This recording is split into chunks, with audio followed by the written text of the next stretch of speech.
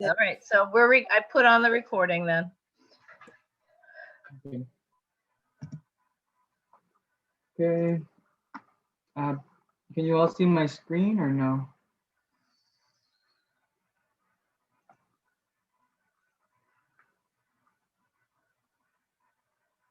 Can you all see my screen or no? I'm not sure. I can Okay. see it. Yes. Okay. Okay. All right. Well, I guess let's start. Okay.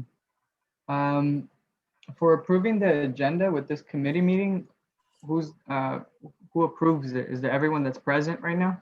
Yes, so let me do a quick, you can welcome and call it to order, and then we'll do the introductions.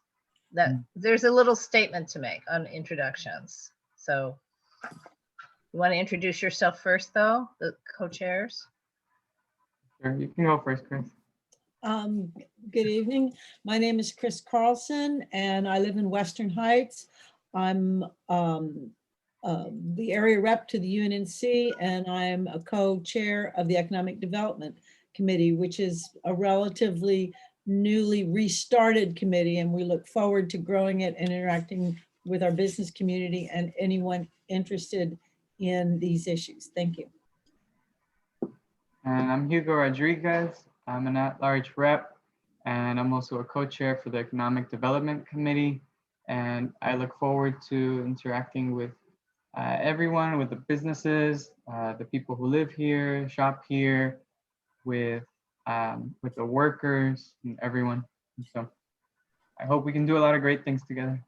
Right, and so I'm Laura Myers. I'm also on the board. I'm currently the president, and I am your Zoom co-host, or host, Tess, and co-host.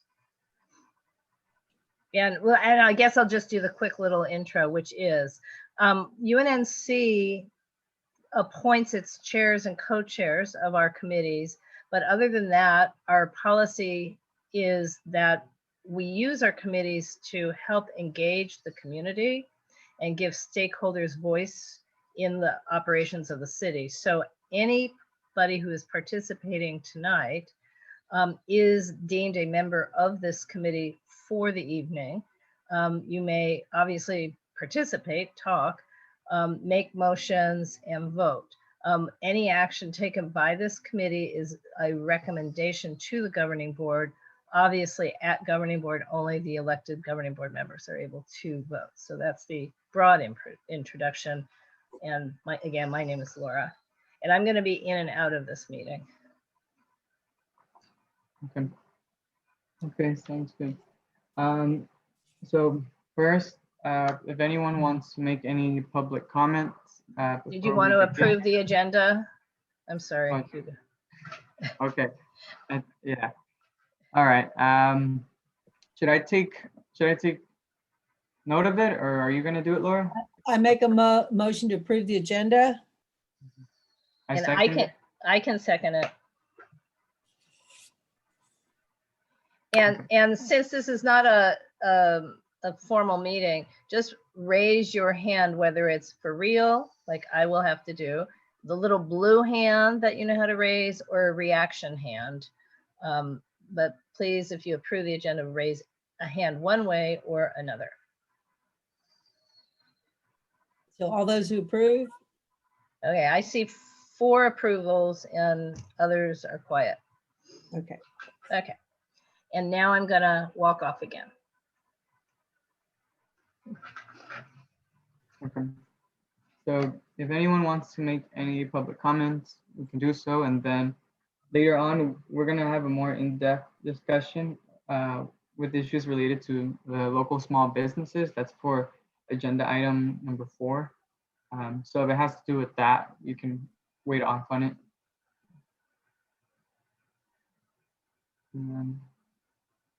No one, so I guess we can begin the presentation by Mr. Ben Gordon. He's a organizer for the Public Bank LA. So he's going to give us a presentation on Public Bank LA, and he's going to give us some updates on the progress. Great, thanks. Hugo, and thank you everyone for inviting me or us on me as a volunteer rep with Public Bank LA. I came to this movement through a number of different channels, having worked in different types of lending, affordable housing, agricultural economics research at one point, and just looking for a group of active and engaged individuals looking at different ways of what I see as transforming some of the power structures that set priorities in our life. And when I moved to LA a few years ago, it happened to be public banks, which I had read about it off and on over the last 12 years, but really had gotten involved in it. So let me take probably about 7 or 10 minutes to do a quick overview, but since this is a small group, I like letting the group lead in terms of having like a Q&A and a discussion, since I don't know everyone's background and knowledge of this, but I will start at Hugo's request with a relatively short presentation. Cool. So I'm sharing my screen now. So Public Bank LA. So first, just looking at a brief definition of what a public bank is. So it's a financial institution that's owned by some public entity, whether that's a state, city, county. In this state, we have what's called joint power authorities. It could be everything, including in other parts of the country or world, it could be school districts, basically anything where it's a public entity that owns it. And then how it's run is different. It's not, it's not the city council, for instance, doesn't make the lending decisions of the bank.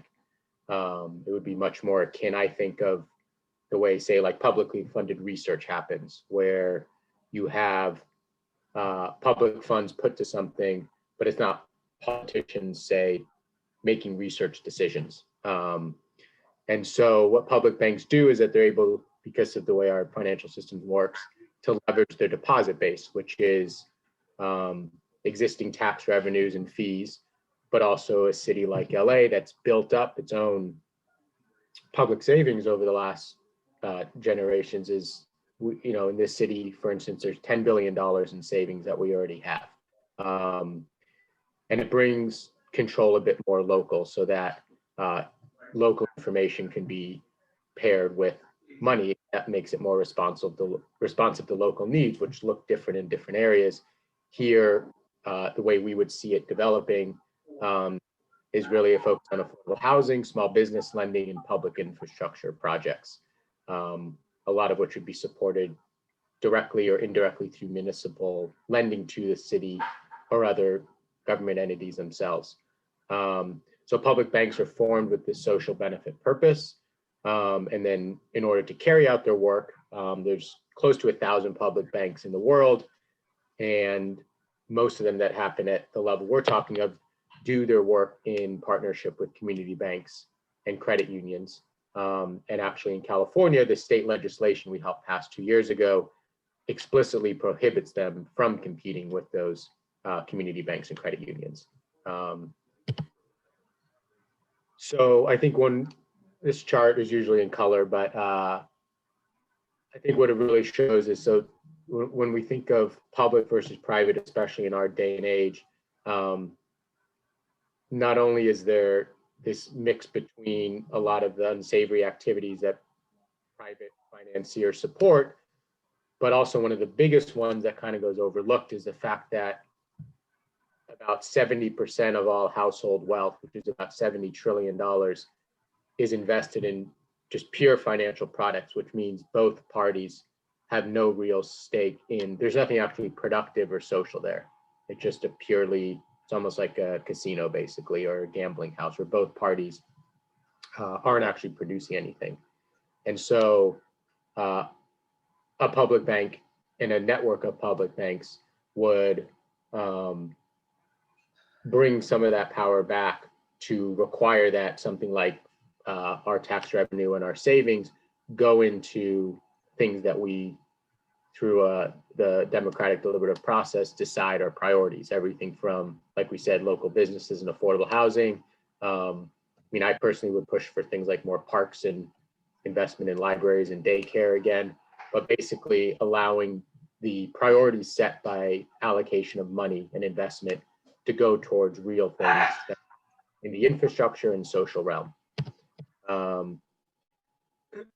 So that kind of begs this question of why we need them.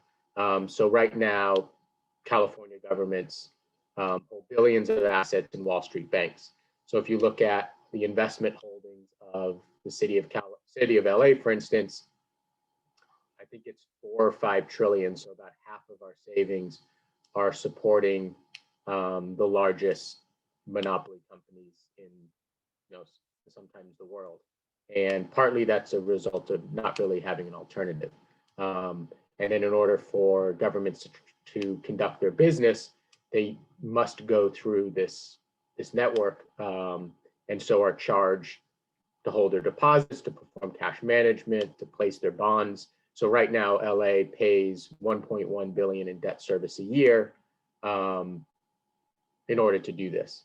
And so part of it is this idea of divesting from Wall Street, which I kind of think of as a term that encompasses anything that's in the realm of just the financial product. So things where there's no real activities happening, it's just pure finance. But then it does a huge thing of it's an intergenerational transfer of wealth, and it saves us money in real time, partly because our savings can go to things that we otherwise have to pay by increased taxes, or just do ourselves through mutual aid networks. And because of the premium that cities and counties must pay to do infrastructure, projects, a city as large as LA is about 50% more expensive because of that. Some of the other smaller cities in California and elsewhere are paying, some of the biggest numbers we've seen is it more than doubles the cost of doing a project through interest and fees of doing a public work because of our private finance system. And so as we said, this is just like kind of visualizing what 1.1 billion a year means. So these are, just what it could pay for as just as kind of an example to drive home just that one interest payment a year, just how big it is.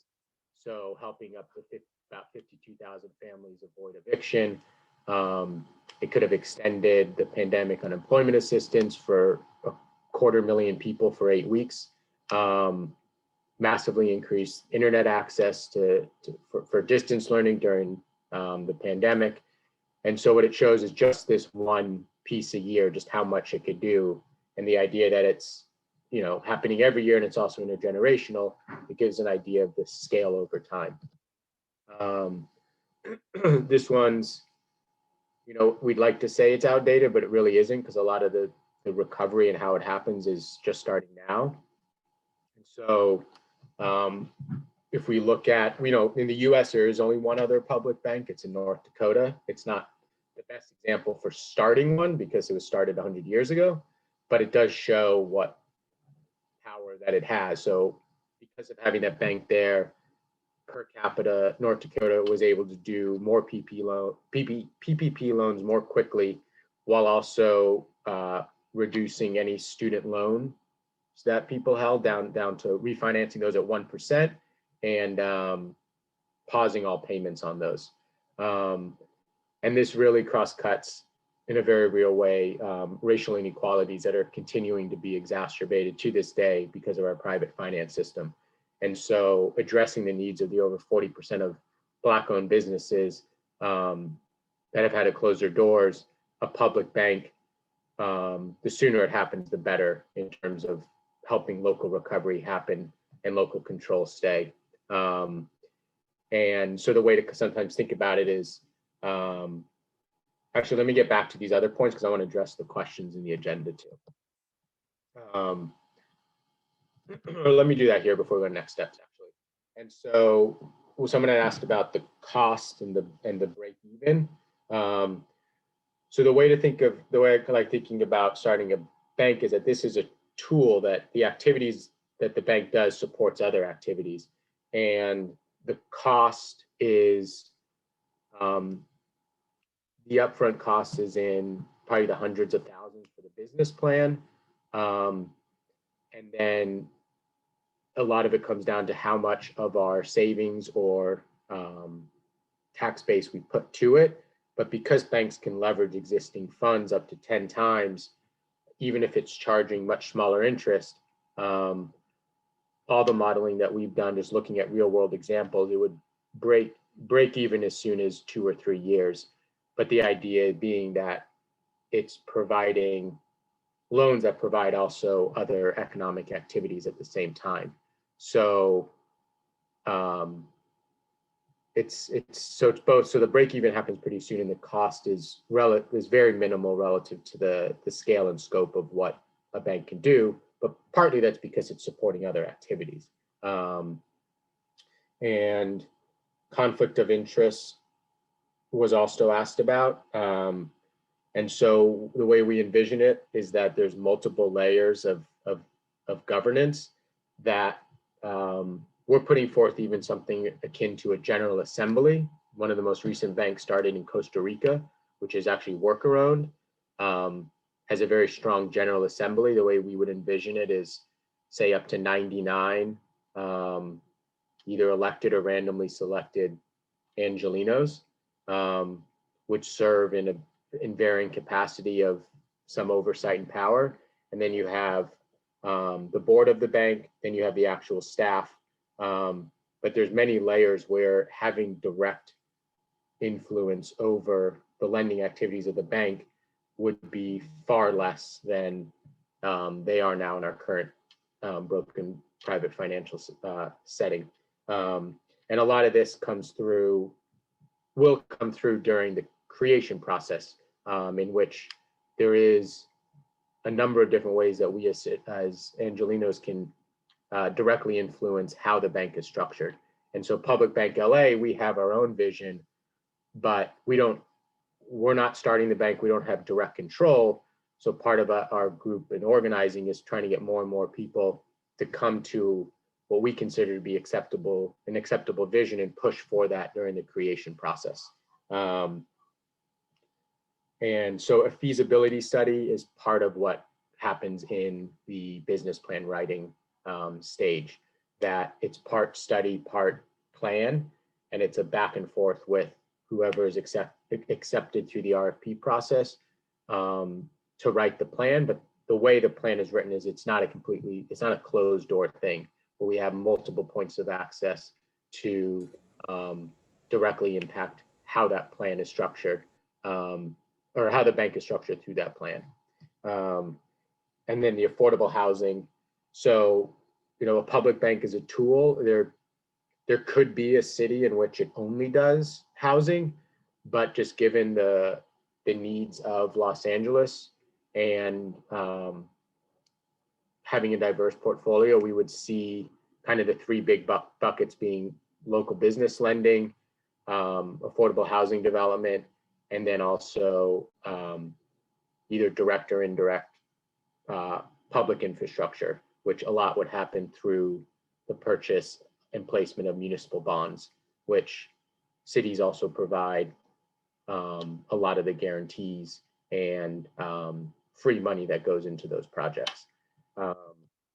So let me just say where we are real quick right now. So the LA Public Bank motion passed the Economic and Jobs Committee last month unanimously. It was a really great discussion. We're still waiting to get it agendized. I think we're getting very close for the full city council to vote on it. We're hoping that it happens this month, hopefully, if not then next month.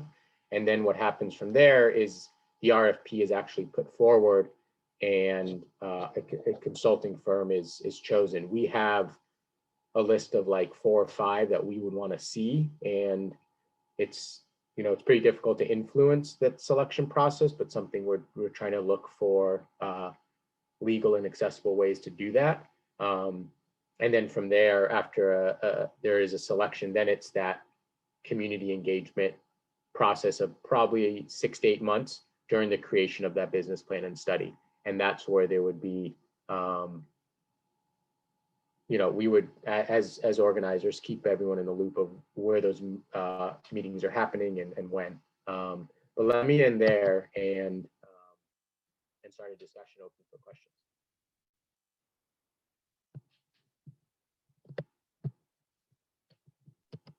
Yeah, thank you, Ben.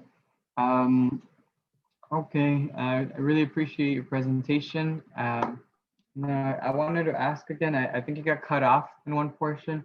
I was gonna ask, with the feasibility study, when did you say it would be finished before the community outreach? So one place that a lot of cities and states have hit roadblocks is having just a study done, because a study is not a plan, and it's an easy way to having a study bill is a great way just to push it off for the future. So what we're pushing for is that in order to start to charter a bank, which would be chartered through California's Department of, they just changed the name, Department of Financial Protection and Innovation, I think, DFPI, is you need to submit a business plan. And part of that business plan is the feasibility study. And so it would happen concurrent with the creation of that plan. And so we're hoping that could start as early as this fall. If the motion gets agendized in the full city council, which we expect will pass, but we still need support. The more support we show, the stronger it is. And then I think it should be no more than like a 2-month selection process, opening it for RFPs and reviews, maybe 3 months. And then it's 6 to 8 month, six month to a year business plan writing process. Okay, so then for the city to actually approve the plan, that would be about 2 years from now? Yeah, if it becomes a more pressing priority, if we're able to do it, it could be as the end of next year, but it's June. Yeah. Okay. Okay, so right now, where it's at is that you guys are just looking for support to push to get that study approved by the city, for them to approve it to be done. To get the RF, well, I wish we were already at the study. It's to get the RFP, the motion to put out the RFP to hire a consultant to write the plan. Okay. So it's the RFP. And so if you did, because right now we're trying to build up the number of community impact statements submitted to the LA Council with that agenda item. And so having your support would be really awesome, and just help put us over the edge, I think. Okay. And what I'm saying is, once the business plan process starts, that's when we'll want to get actively engaged in what the mission, mandates, and governance of the bank look like. Okay. Yeah. Okay, and then I was also going to ask you, so at that point, when you start making the plan, that's when you'll have a clearer view of what the bank will be able to do, what kind of projects they'll be able to fund. Yeah, it's during that we would put forward what we see as feasible proposals of focus areas. But that's also an open process. So it's not us starting the bank. Even PBLA, we're a group of volunteer organizers. We don't actually have control over it, because if it was if we're asking for support for a private loan fund, say, we could decide whatever focus we want. But that community engagement stage will allow for ideas to percolate that could be all over the place. But so what I'm saying is, we think that the ones that, at least to start with, because we also have to get through our state regulator, and we have to get through federal, we have to go through federal regulators too, unless something changes. We're also pushing there. The most likely thing to start with, because these are very low risk, actually lower risk than corporate bonds and our current investments, to do affordable housing, small business lending, and municipal bond purchases.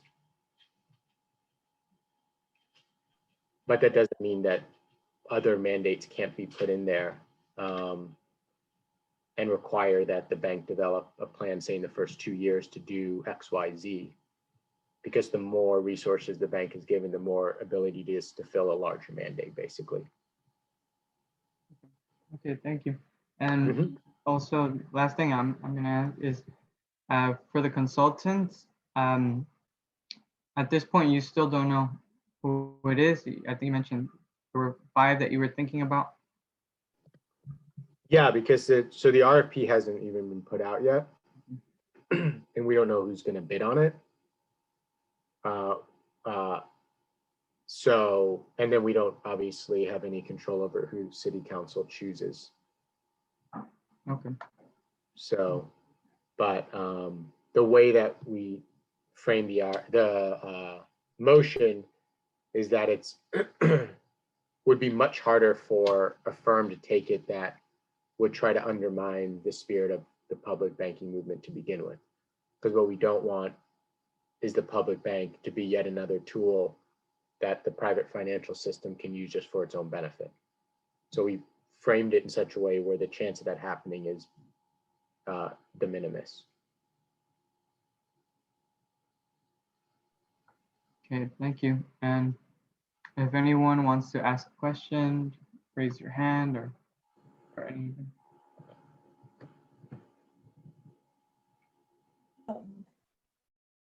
What layers of protection keep it from becoming a political tool? But given the landscape we have here in Los Angeles of an awful lot of power concentrated in a fairly small city council, and we've seen a lot of conflicts of interest historically in the city. How do we ensure that the bank is independent of a political pressure and political agendas and actually operates as a viable banking institute? Yeah, so I think good way to think about it is, although it's a publicly owned entity, it's not publicly managed. So, and it would be a private, it would be a probably chartered as a 501c3. So if you look at like a lot of different publicly owned, but it's not really privately managed, but like our postal service, or what's a good example? I'm just trying to think of something where it's basically, it's not, there's no one that works at the bank who's an elected official. You have, and then what we're putting forward are different layers of governance, where there's a board of directors. There's also, there would be a body of elected or appointed officials. And we're also putting forward what we're calling a general assembly. What we see is ideally 99 randomly selected individuals. It's called a short sortition, in which it really breaks down the ability for of undue influence by any one type of group, say, that can more easily get themselves onto a body. And what we envision is multiple layers of governance and oversight. And then the fact of the matter is that the day-to-day work in lending would be done by banking professionals with a social conscience. So I've been doing lending off and on. I do it right now at a 501c3, and I've worked like our chief credit officer and all. We've done thousands of loans, and any time. And one of the big things comes through in when a loan goes bad, what do you do? A mission-driven entity like this would be has a mandate. The way we're framing it is that, let's say there's a community health center, that they have to do their best to find new operators for a community health center, that they can't just seize that asset and sell it to, any bidder that just wants to develop, say, high-rise condos or something.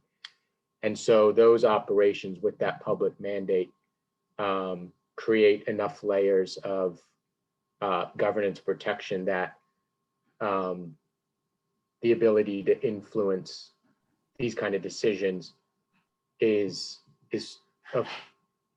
layers removed from our current system. That's, where private finance basically even writes their own regulations. It's gotten completely out of hand.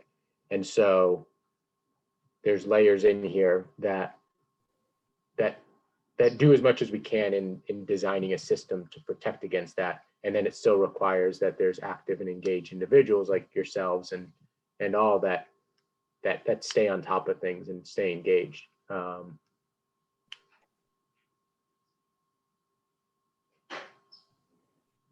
I wanted to ask, with the elected body that you mentioned, I think you said 99 randomly selected people, and with the board of directors, one of my concerns is that the people who represent that, the way they're selected may end up favoring certain industries, like let's say certain industries who might be able to benefit from this.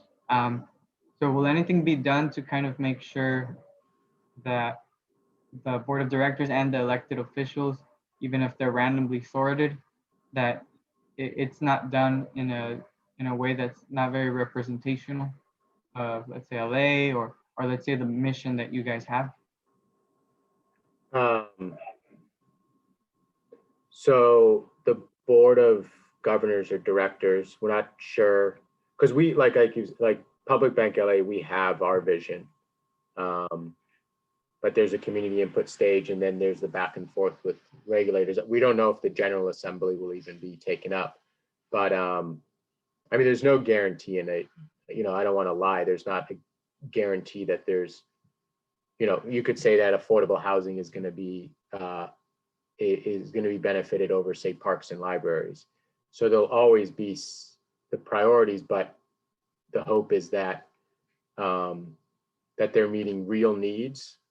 And the biggest thing is taking our savings and our tax base away from just purely financial products that create no value except for the people on either side of the trade.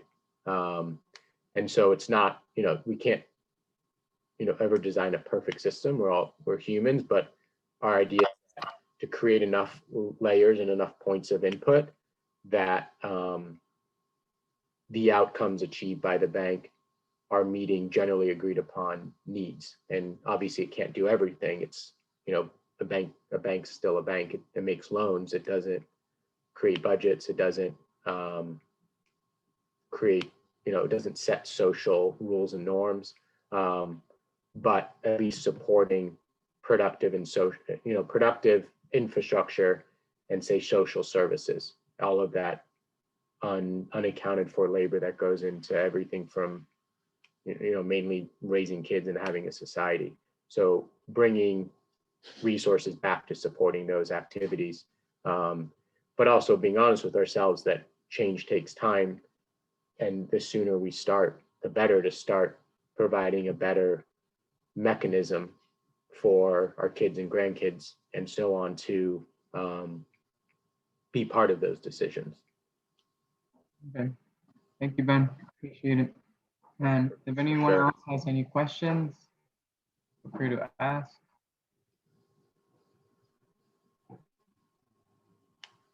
Seeing no questions, so I think we'll move on to agenda item 4.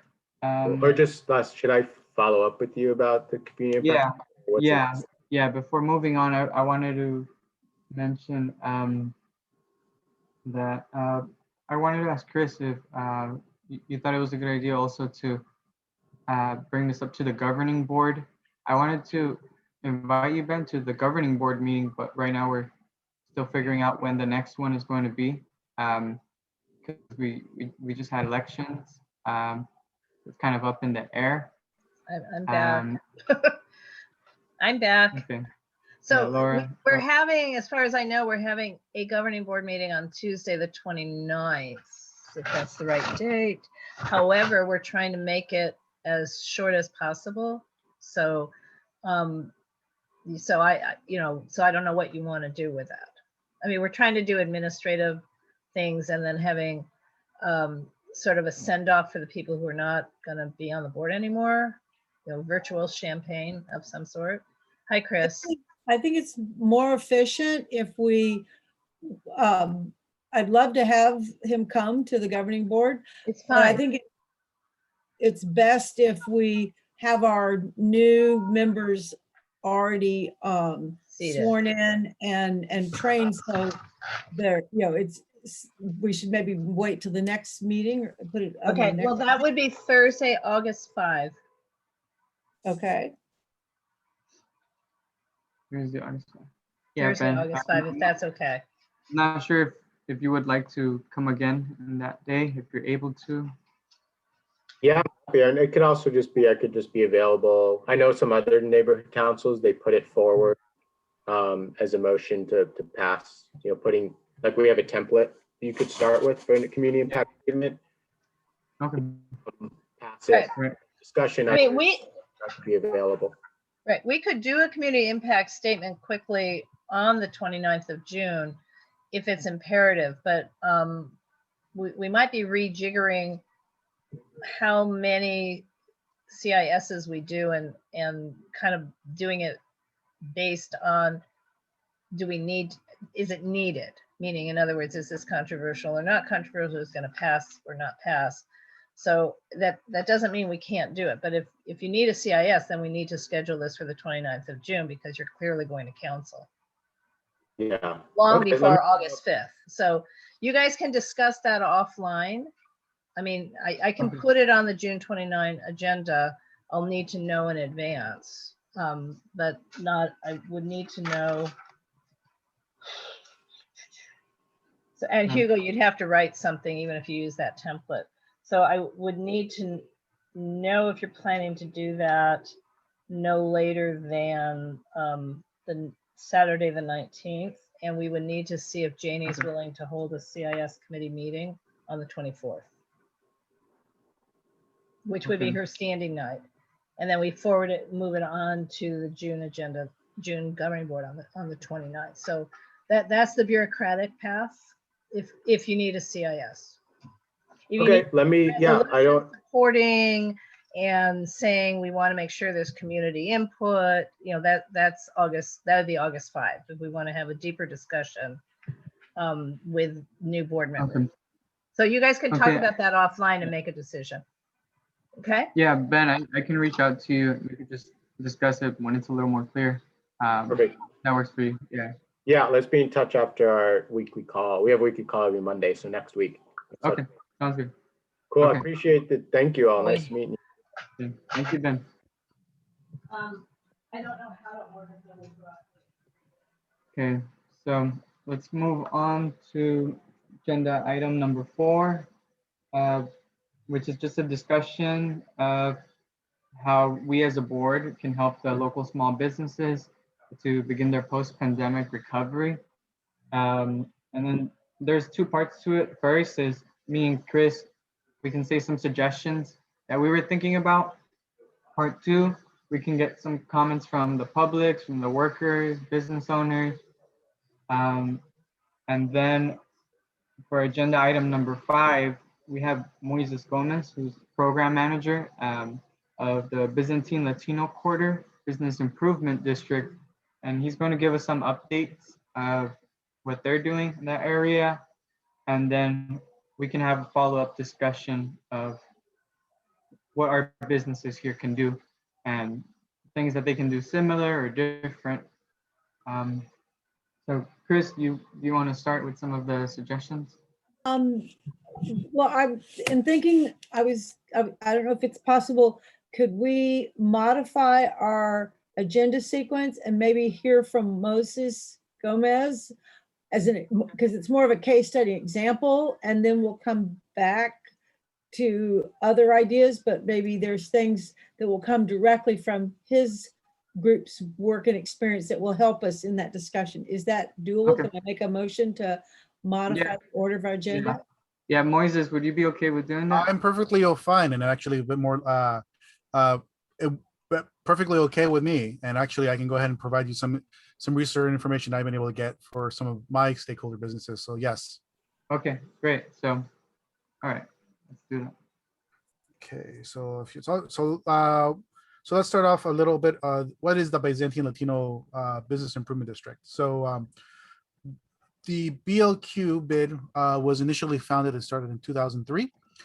This was through a collaboration with CD1 at the time. I forget the name of the councilman at the time, as well as stakeholders organization, which included St. Sophia, Loyola High School, Bishop Connolly, as well as some of the larger businesses there.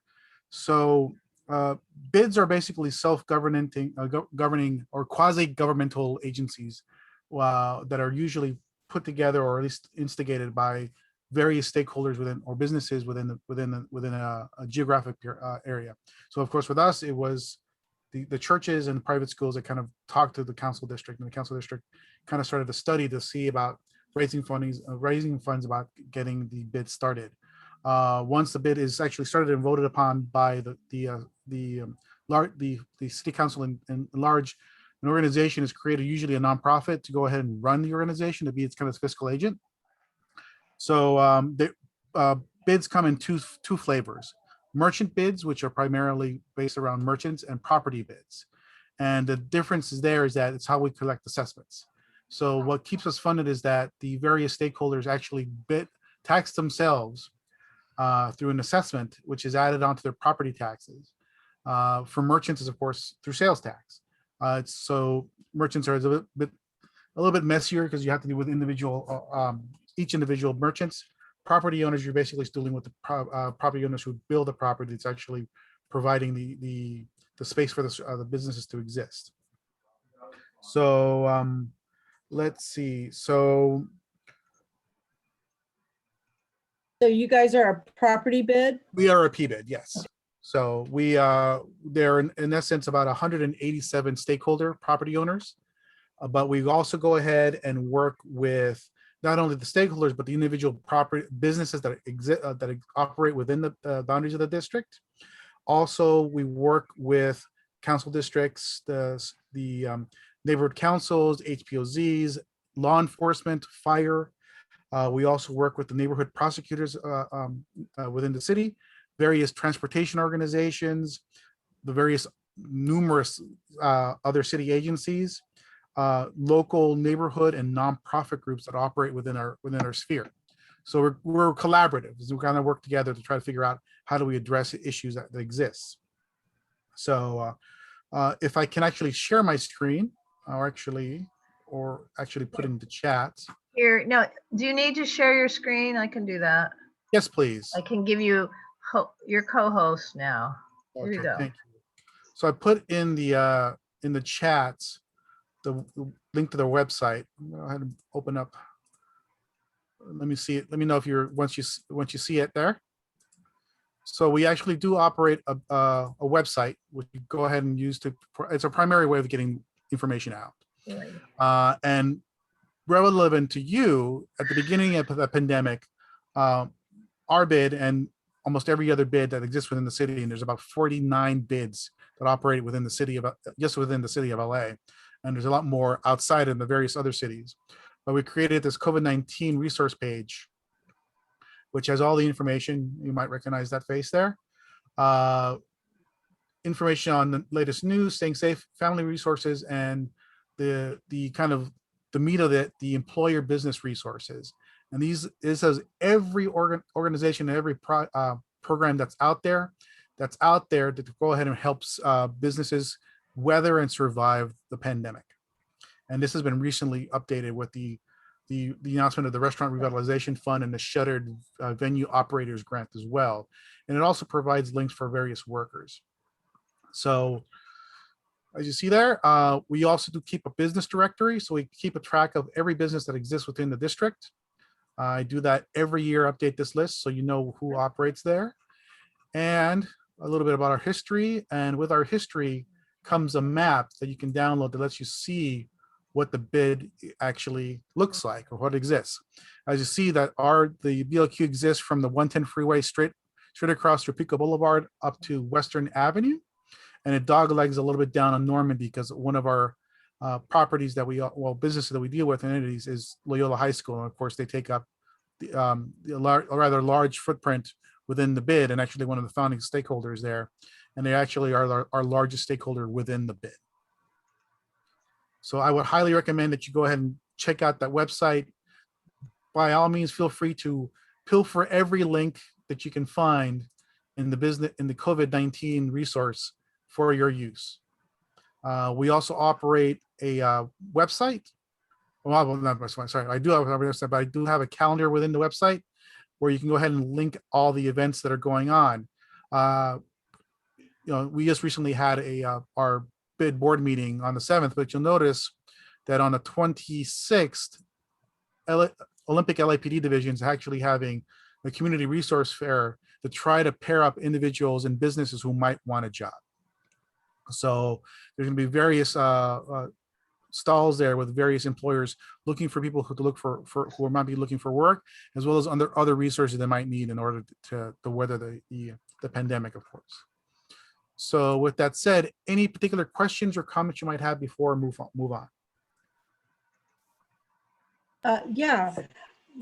Since 2003, what have been the major sort of outcomes or accomplishments that you or changes, improvements in the area directly related to the bids creation? I'm glad you asked. So the more visible, because there's the outcomes you see visibly and those outcomes you don't necessarily see. So the outcomes that you see would be if you've seen the LED sign that's out there on Pico and Normandy that says Byzantine Latino Quarter, we were the primary fundraisers for that particular project. Also, that Normandy Transit Plaza through Lonnie, we provided seeked out grant funds to create that transit plaza. There's also a smaller plaza on Hoover and Pico that we also operate and clean. We serve as kind of the billboard for the various businesses that exist within the district.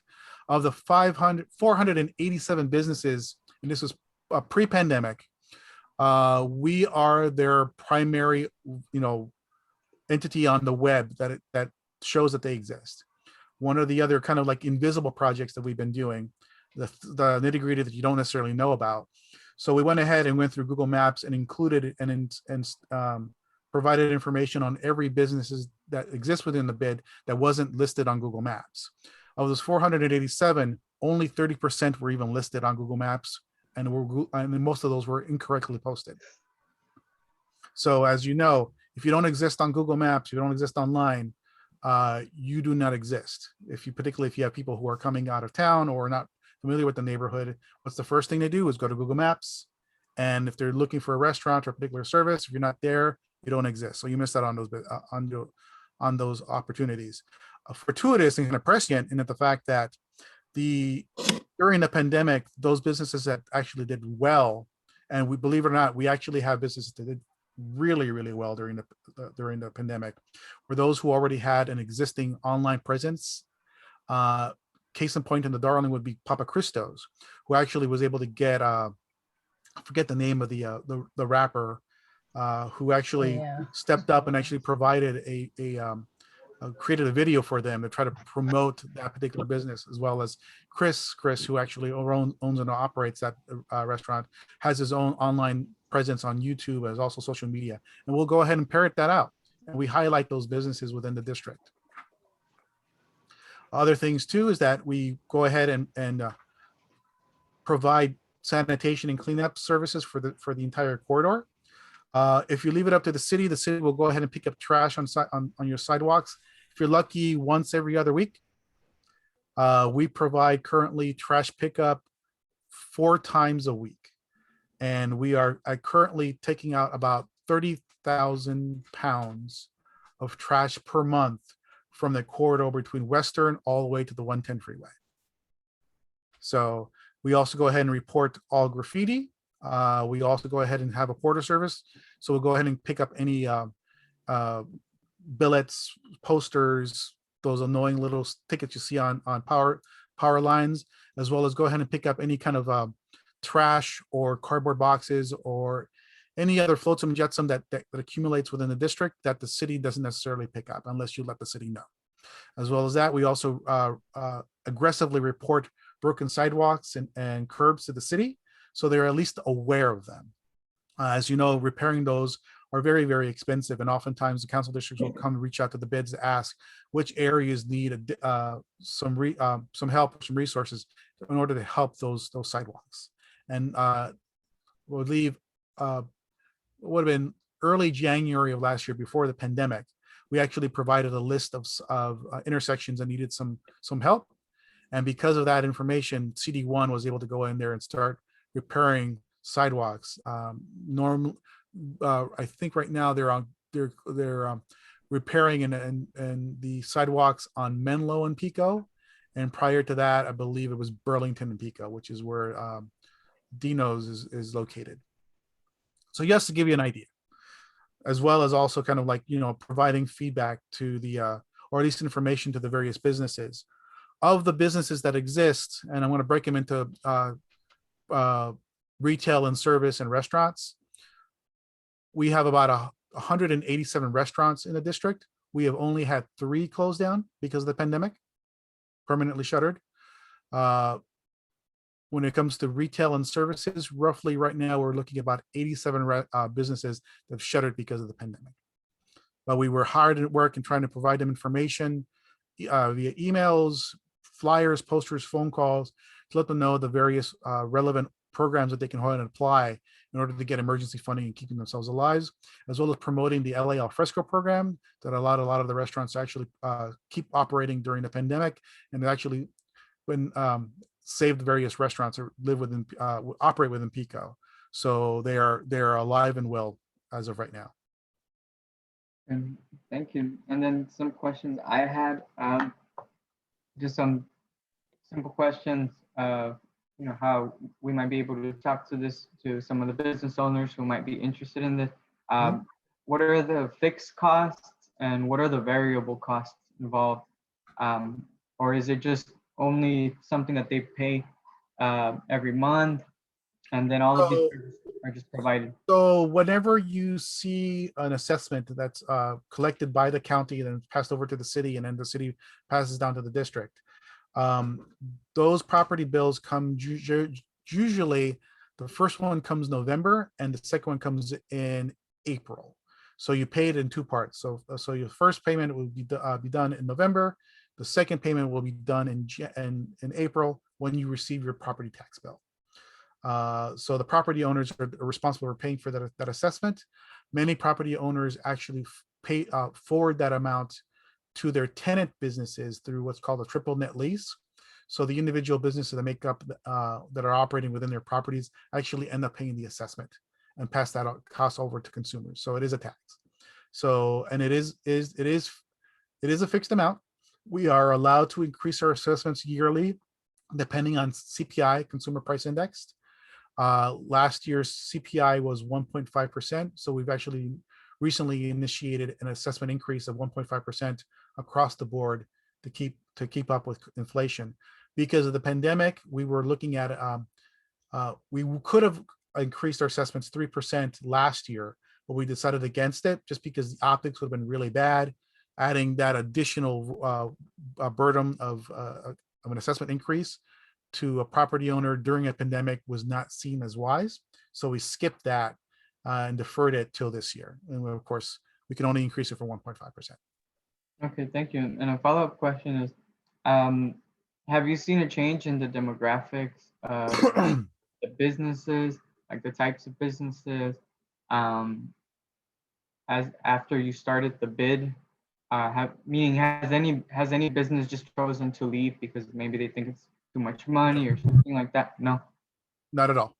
In fact, it's actually attracted business, and actually was what allowed the corridor to weather the the pandemic as well as it did. If you look at other districts, and I'm going to use downtown center bid, which is they operate the largest bid within the city.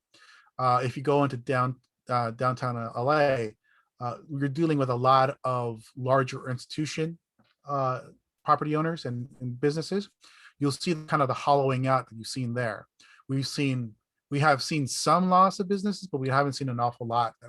The amount of like business loss downtown. Okay. And actually, as a case study, bids have a tendency, or at least make it possible for more businesses to open up within your district because there's an additional contact, ways to get around to or get to their concerns in regards to their business environment, to the city, so they're aware what's going on, as well as being an advocate for those businesses who may want to come into the area and provide their services. About 90% of the employees who work within the BLQ bid live within a 2-mile radius of the district. So it's all local business. We service the local folks who live. So we're talking about Pico Union, Harvard Heights, and Olympic Park. And Harvard Heights being a component of UNNC, we benefit you. As for, yes. Oh, you're muted. Sorry. In the startup organization, was it difficult to get It is people together? And what was your your winning arguments to bring, because you have the advantage along that corridor that you do have some fairly, like with Loyola, you've got a handful of real anchors that are overly representative, but it's like coming west, we might not enjoy that. So it's all about research and relationship building. You'll need to get to know who the businesses are and who the property owners are as well, because they're the ones going to be voting. The process is timely and it is costly. The city can provide a grant, and they provided, at least early on, a $40,000 grant to do a lot of the work for consultants and just outreach. You can also try to get any additional grants through the council district if they're available. Your mileage may vary. And you need to find stakeholders who are really activated and want this to happen, because you need to have 50% plus one of the properties within the district who vote for it. There's an initial, there is actually 2 votes: a petition to start forming the bid, and an actual ballot that's sent out to each of the stakeholders, where they vote. And if you're able to get 50% plus one, you have passed. Also realize that vote is also weighted on the size of your property and what your property bill is. So the larger the property, the more developed the property, the higher up your property is. It's not a direct 1-to-1 vote. So for instance, Loyola makes up about a good 6% of our assessments. So their vote counts for 6% of the tally. So you need to be aware of that. So the larger chunks that you can get in, the better. Talking and demonstrating the benefits. Talk about, trash pickup, and the various other services that the benefits provide that they're not getting from the city. And they can't necessarily do them by themselves. Oftentimes you have to talk to kind of coach the business owners, because oftentimes they're very myopic and only see the benefit, they only see their business. Yep. You have to have a grander vision of what you're trying to do within the corridor or in the neighborhood. And you have to get them to buy into that. And with what you described about Loyola, that's true for the bids that are property based, right? That's correct. And then when it's merchant based, are they 1-to-1, or is it also by how much they pay? It's also by how much they pay. There's only one merchant bid in all of the city of LA, and that's Wilshire Center bid. And it was a very difficult time for them to get that, because it's a lot more difficult to deal with individual merchants. Because when we're looking at property owners within the BLQ, as an example, there's 187. When it comes to individual business, it's 487. So you see, as it's that much additional outreach you have to do and people you have to convince. So it's easier to get to work on kind of a property bid as opposed to a merchant bid. How would that affect the situation where the business owners might have an issue with, let's say, the property that they're renting with? They have no say. No, because the property within with the district must be one contiguous entity. You can't break it up. And they're, even though they may not agree with it, they're still receiving benefits in the fact of they're getting services. I regularly power wash the sidewalks on the BLQ. I pick up the trash on the streets. I provide additional like marketing and promotion for the district, and engage and on behalf of the business owners, will engage with the city when it comes to certain development projects. Case in point, Equitas Academy wanted to expand from their current footprint to the building next door, and they were getting some notable pushback from the community. So I would provide the district on, well, with the approval of my board of directors, to kind of engage with the city and the various neighborhood councils and other groups to kind of talk about the benefits.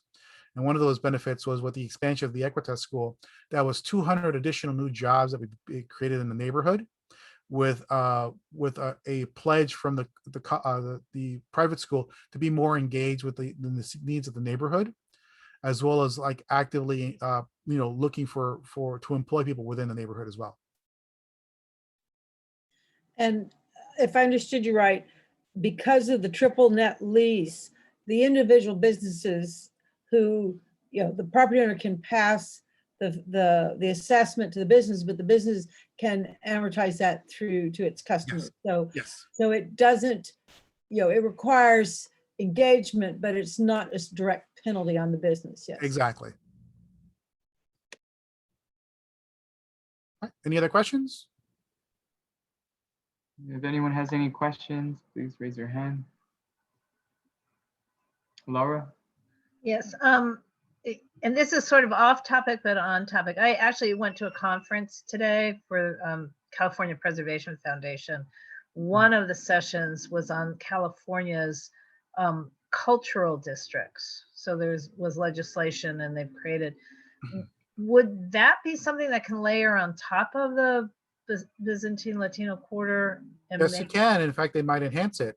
When you look at it, when you look at the demographic makeup of the businesses that exist within the BLQ, within the BLQ, we have the grand majority of businesses that operate within the district are all small immigrant-run businesses. Almost 95% of them are. This group was actually poorly served through the initial stages of Triple P and Idle, but due to those relationships we had with those immigrant businesses, we were able to provide them additional support in order for them to apply for Idle loans and Triple P and finding out what's going on. We actually were able to directly coach businesses to apply for LA al fresco so they can actually operate their restaurants outside. And since I'm bilingual, I have no problem talking with English business owners or Spanish owners. And if you look at the makeup, businesses are primarily like business owners types. We're looking at Central American, Mexican American, Korean American. We now have actually a few African American businesses that have come in, and actually a few Middle Eastern businesses as well. So, in case in point in regards to your cultural districts, I would think it would just enhance what you're trying to do with those kind of districts. Okay, thank you. And I think that it's time to go to the next section. It seems like we're running out of time, and I think we have to end it at 8.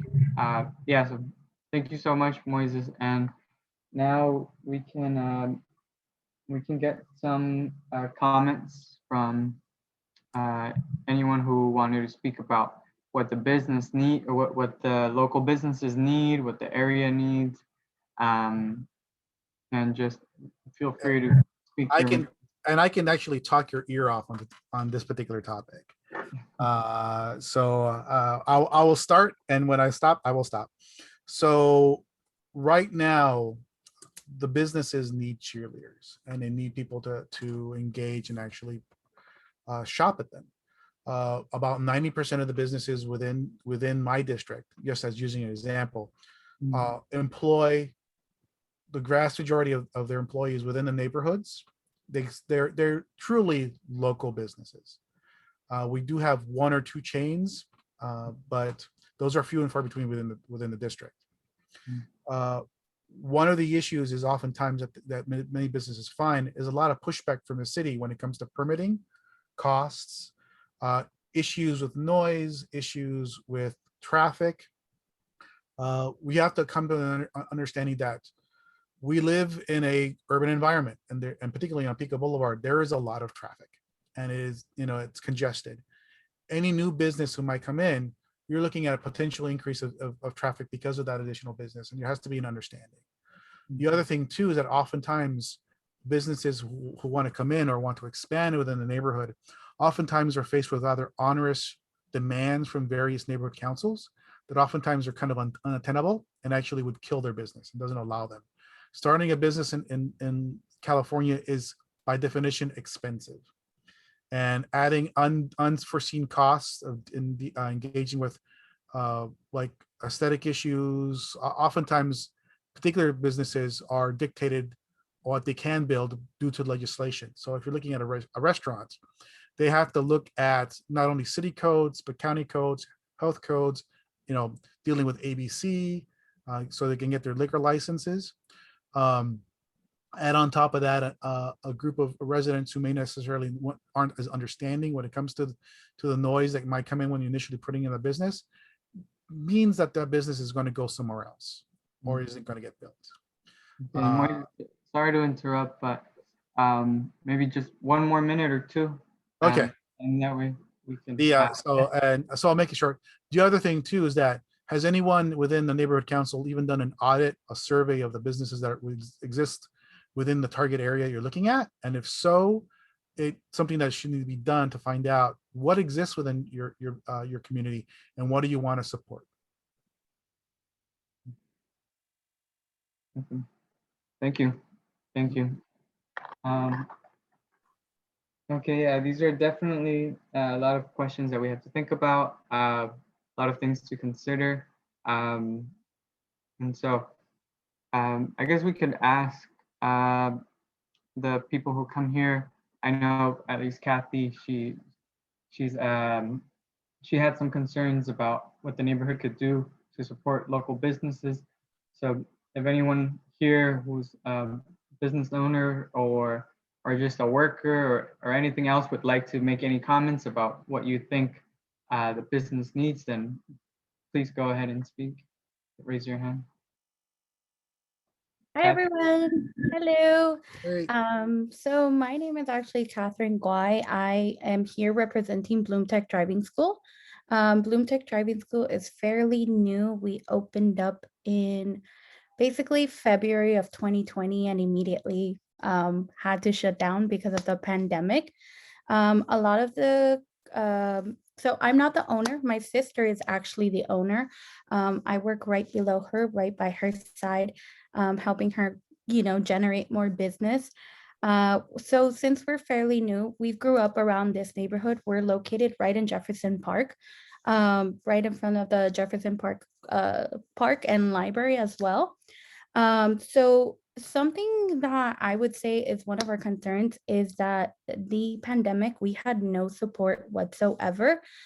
Being that we were a fairly new business, we thought we were going to have to immediately close down. I was the only one who was working at another place full time. And my sister initially left her job and she was applying for loans and none of the loans were approving because we were fairly new. Based off of our community, we've actually met a lot of the neighbors now that we actually own a business there. A lot of the neighbors are in and out and had to shut down because of the pandemic.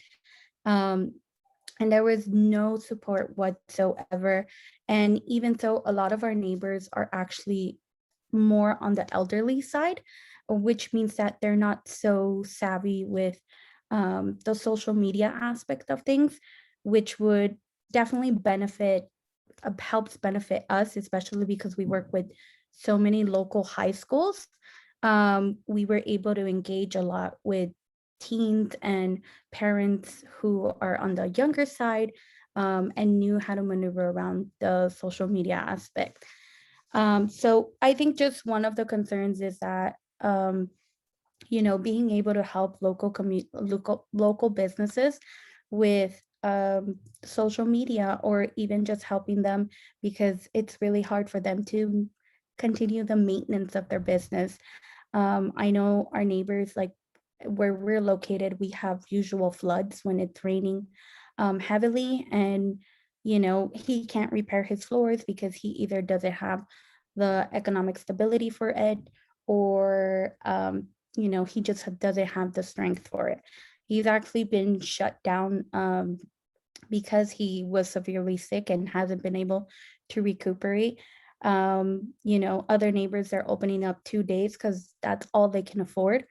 We have other neighbors who are new and moved in, but there's no business generating because there's no support, no way that our community is engaging as much as we should. So I think that's one of the things that I would say, just more support, um, just sharing ideas, especially being able to network within a community and give each other ideas to establish something a little more.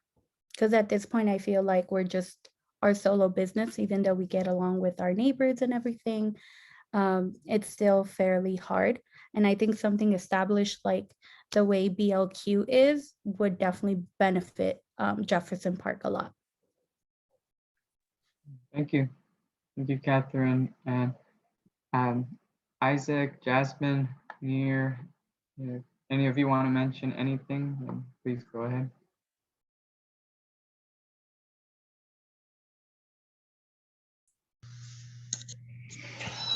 Hello, can anybody hear me?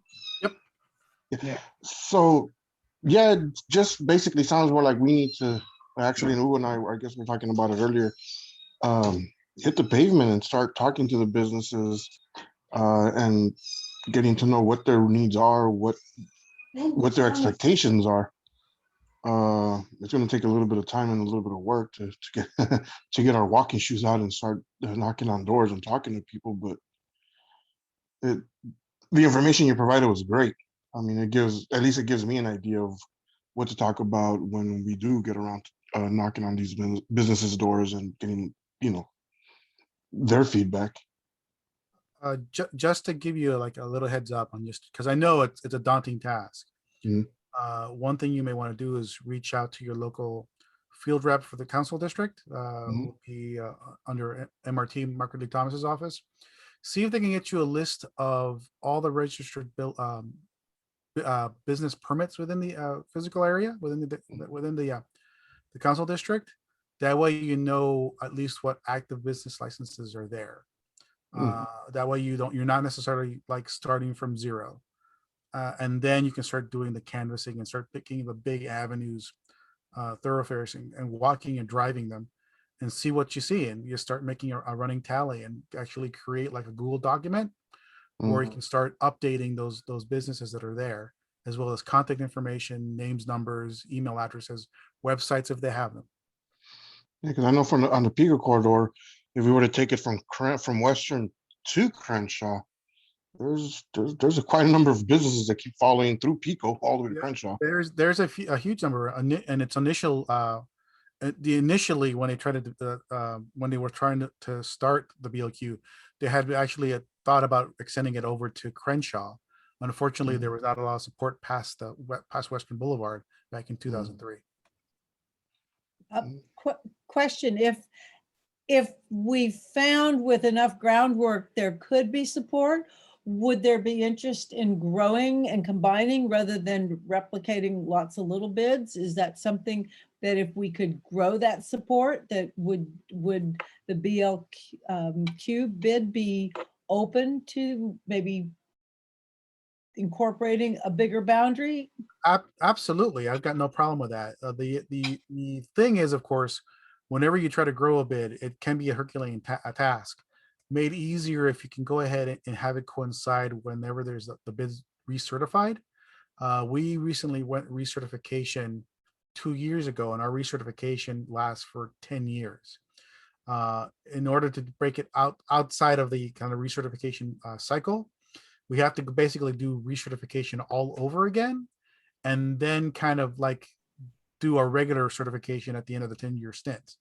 So your best bet is to try to see if you can get it done as a goal to have it coincide with the BLQ's certification would be in 2028, which is a long time from now, but that's kind of how it kind of works. Thank you. Laura?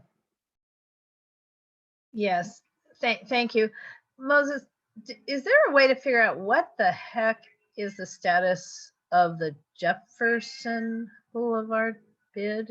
In other words, there was a bid. It's kind of notorious. I don't know whatever happened to it. Where would one go? If And that's a any- deep sigh. Oh, you went mute. I have a resource for you. 1 second. Okay.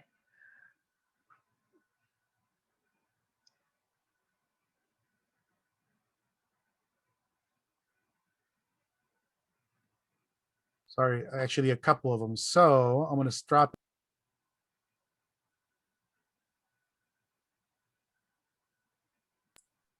That is a website operated by the city clerk's office that talks about bids and kind of clerk services because they oversee us. So you'll get to see a map and also the find a bid feature that actually brings up an interactive map, which hasn't been updated in about a year. That lets you take a look at all the bids that are operating within the city on a big Google map, so you see where they're at.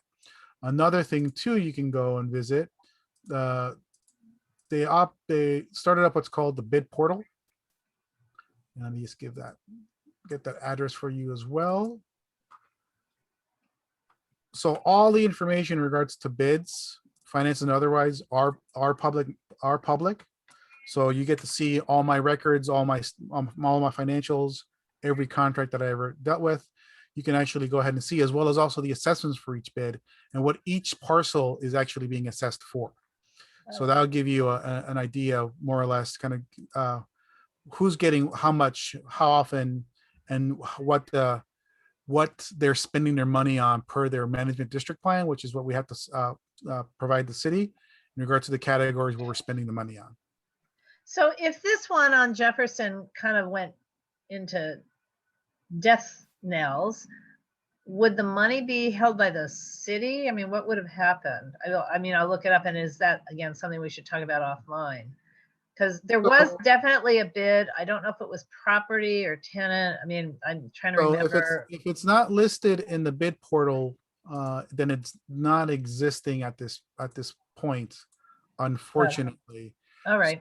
So if they would have collected any assessments and they shuttered their operations, those assessments would then be redistributed down to the stakeholders who paid them. So the property owners who paid them, the monies would go back. So in other words, the money wouldn't just be sitting around able to be used by somebody who wanted to revive it. No, we have to use it or lose it. So, and if we don't use it, it's gone. Got it. Well, that's unfortunate. And obviously in UNNC, we've got more than one commercial corridor, and they do seem to be rather distinct from each other. And the kinds of businesses that are starting up now are not the kinds of businesses that are struggling to keep existing, if I'm saying that right. So we're not going to solve these problems tonight, but I would like to see an ongoing discussion about how we can help local businesses. I'm reminded of this every time I go over to West LA and I drive under the bridge on Westwood Boulevard next to what used to be the Nordstroms at the West Side Pavilions. And there's a huge banner running across Westwood Boulevard there saying essentially shop local. And it has a little website, which is clickpico.org. And this is all paid for by the local neighborhood council. Yeah. And it doesn't say shop local where with whom. And I don't know if it's effective, but it just. It is effective. I know there's a study, and I'm blanking on where it is, but if you prioritize local smaller businesses, medium-sized businesses, and you make a concerted effort to spend your dollars in those businesses, they will grow. Whenever you are providing sales to a large corporate enterprise that might be headquartered at somewhere else, your money isn't local. Right. It does and doesn't, remember that, the the biggest employer of people are medium to small businesses. About 75% of all employees are employed at a small business. So if you're willing to forsake the convenience of going into a large corporate entity and realize that you may have to spend a little bit more because you don't necessarily have the economies of scale that the larger businesses have, you're going to be better off overall because you are basically, you know, you are financing your neighbor. They are paying their rent, they are buying more products, they're engaging, and also you'll need to go ahead and remind the council district that there should be a real push and keep them accountable to promote small and medium businesses. And why does it seem to be that the larger folks get the attention? Well, they're well funded, and when it comes down to it, luck favors the prepared. Oftentimes, smaller businesses don't have the staff or the training or the resources that the big guys have.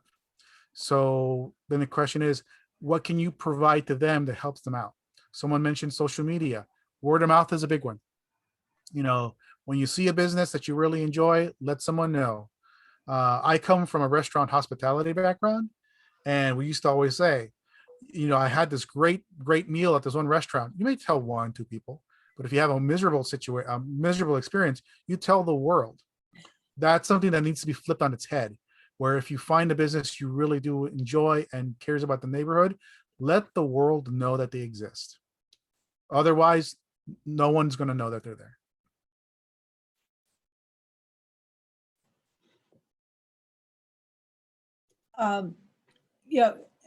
To the larger discussion from the notes I took, they kind of overlap with some of the things that Hugo and I had kicked around in preparing for this meeting. And the things that front and center, Hugo had focused a lot of on trash and getting the neighborhood and the business corridors, cleaned up to benefit both the community and the businesses. So obviously the bid gives you a mechanism to do that, but trash and cleanup and beautification are kind of high on our list. Beautification is huge, and at the fact that no one's going to stop to engage in a business if the sidewalks are broken, there's trash everywhere, and there's broken windows. Yep. If people don't feel safe shopping there, they're not going to shop there.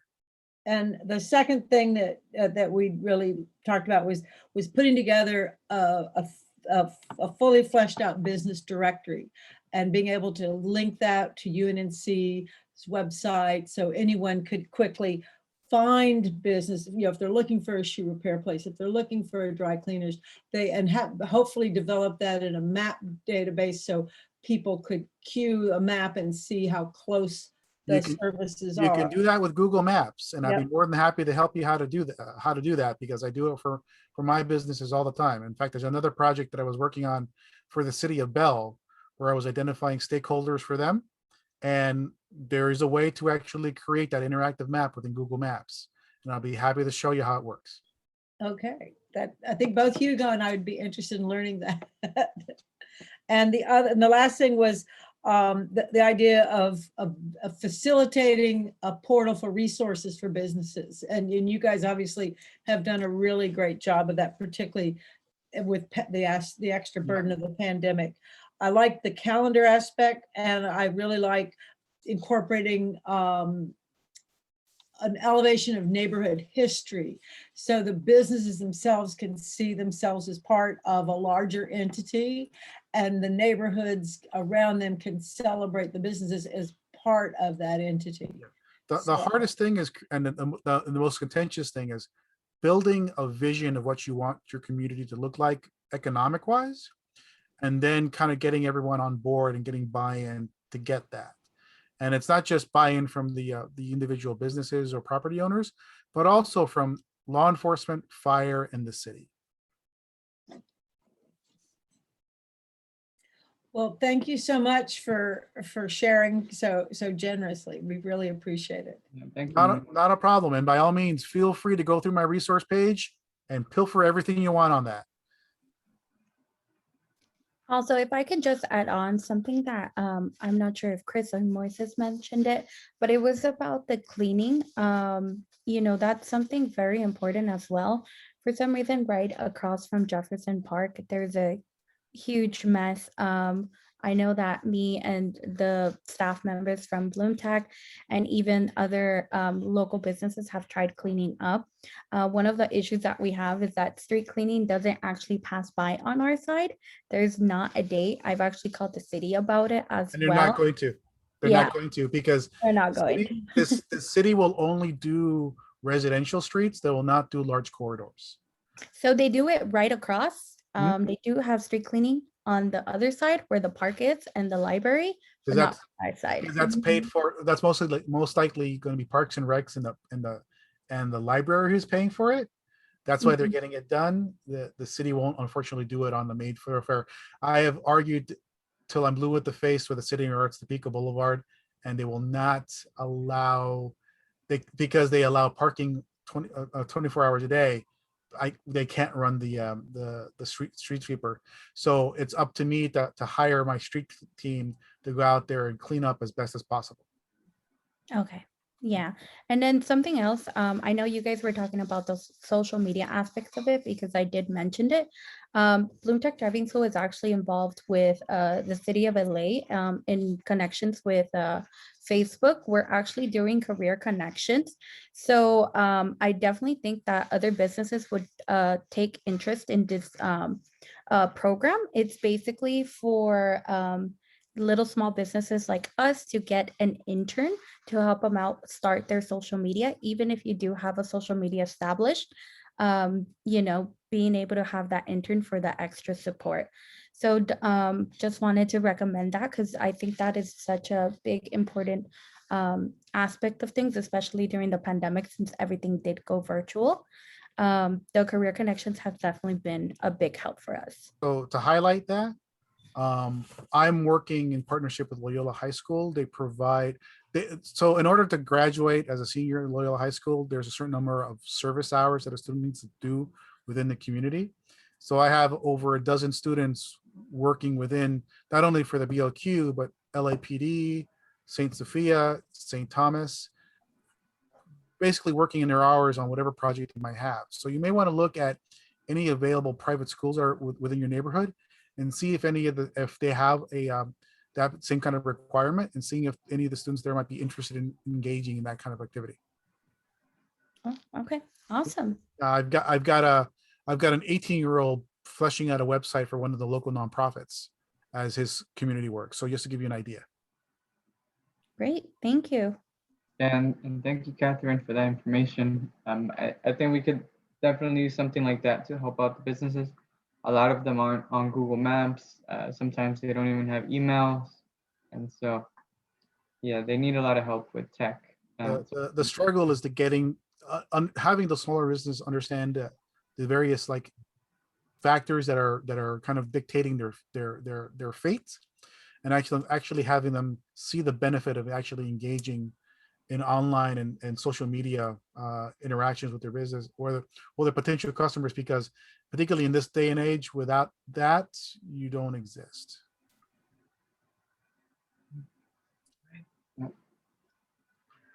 And I think it's just about time to adjourn, right, Laura? Yes, if you don't mind. I would like to remind everybody that you can save the chat, which has some good stuff in it. If you take your cursor and go down to the bottom of the black page and click on the word participants, no, I'm sorry, click on the word chat and bring it up, you'll see 3 little dots to the right of that screen, 3 little dots, and you click on that and you see the word save chat. And then you can save what was put in the chat tonight. And if you can't do that, just email me or Hugo, because the chat will automatically save to my computer and we can send you out the links. And in addition, anything that UNNC might need or additional like support or just advice, by all means feel free to go ahead and reach out to me. Hugo's got my contact information, so pretty sure he can share it with you, and I can talk economic development all day. Right. Well, my big question right now is how much coffee can this community drink? Because we're getting multiple coffee houses opening up like right now. So on Washington, on Jefferson, but I don't think yet on Pico. So the answer to that is a lot.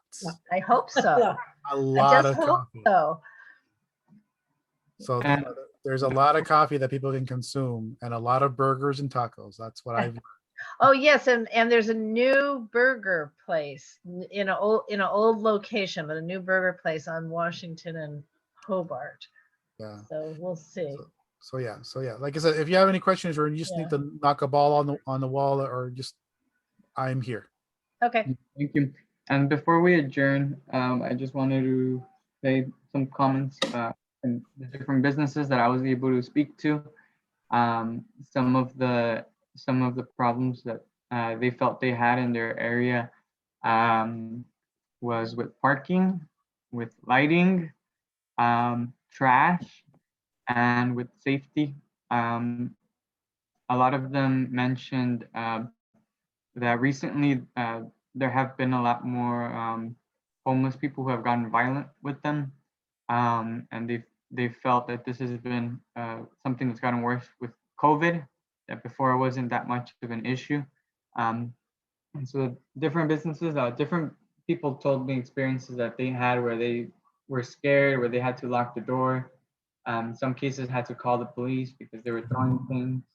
I feel those kinds of things are a little more difficult to address just because that's kind of citywide problem. Some of the things they mentioned is people would get off the bus stop and then they would be there.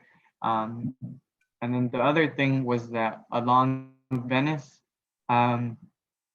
next to I think Harvard, and then also the part of Venice between 4th and around 3rd or 2nd. Those strips, they each had issues with parking. There were separate issues. The one that was closer to Harvard, their issue was that they got painted over. Part of the street got painted over red because there was a school bus that was delivering, that was transporting children. And so since cars were parked there, If I may, yeah. and I'll make it quick. I would recommend that UNNC, this particular committee, makes it a point to reach out to the council district, as well as finding out who to talk to and the various LAPD divisions that encircle or make up UNNC, as well as reaching out to LADOT as well. The what you've mentioned, no surprise, same issues that I have, but of course there's certain financial constraints, issues with safety, and kind of like old policies. And we're dealing with the fact that we were built in a city meant for cars and for people to be far away and basically going through the neighborhoods as like they were just feeder streets into downtown. And that is something that needs to be brought up with LADOT and the elected officials, because at the end of the day, they are preferring those people who live not locally but outside the borders of the city, using our streets as corridors, and not necessarily kind of giving the attention which the actual residents and businesses actually exist within the city. So that's something that you can to consider. Yeah, thank you. Yeah, I'm definitely planning on getting in touch with LA and different agencies around LA. Not to drop a couple names, but you should really reach out to Danielle Mero and Kumani Black, and because you talk to them till they're sick of you, and then once you get sick of you, they keep on talking some more. Yeah, well, Kamani's not our guy, but Danielle is. And we're having the same issue right now. I think we talked about it at the board at the new Gramercy Apartments. LADOT suddenly just went in and painted Washington Boulevard completely red. And it's like, all these 38 years I've been here, it's never been red. And So they're trying to rent to a restaurant for the first floor, and it's like, wait a minute. So I'll give you a historical example, and that's one of the reasons why Central Avenue bid came to existence. So LADOT, in Yeah, order, and what I was gonna say about that was that, oh, sorry, I think, none of our, I was just mentioning how LADOT ended up red striping the entirety of Central Avenue, which means no one can stop and shop there because they were facilitating people using Central Avenue as a corridor to drive from the South Bay into LA. Right. And again, prioritizing people who are outside of the city to use residential streets as their primary means of transportation. And that's probably something very similar to what you're seeing here. yeah, what happened with Harvard is that they did it so that a school bus could drop off a child.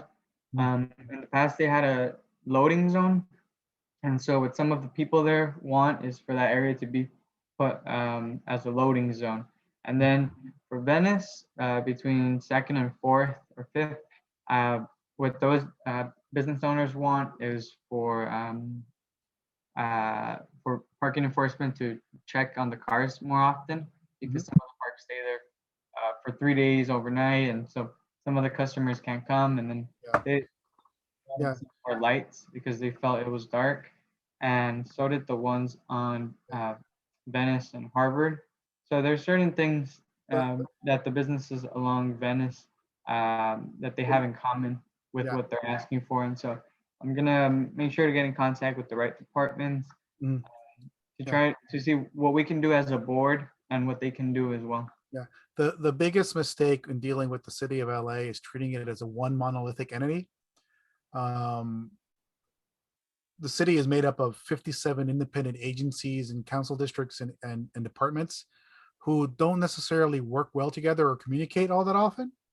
So oftentimes a department will be completely unaware of something that LADOT or Bureau of Street Services or Bureau of Engineering or all these very other, like, confederation of different groups has in when it comes to the benefit and health of your community. So start mapping out who those departments are, who's the person to reach out to, and get to emailing and calling. Yep. Thank you so much. Yeah, thank you, Moises. Really appreciate it.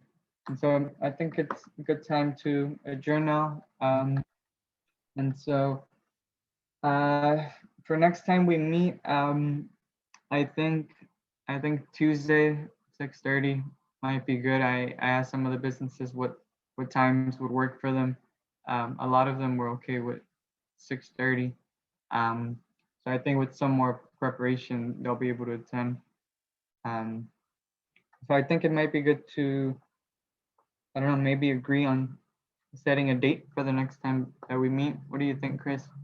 I think that's good. We should probably space it a month out. Meeting once a month is, Yeah. I think we've already got a slot with Laura on the UNNC calendar. Is that correct, Laura? I don't know if she's still there, but I think it's the 4th Tuesday every month, I think is what she booked us for, I think. Okay. In that case, yeah, okay. Yeah, we can just get in touch with her about that then. All right, so let's adjourn. Okay. Do we have Thank you. Okay, bye, everybody. Bye. everyone? Thank you. Thank you.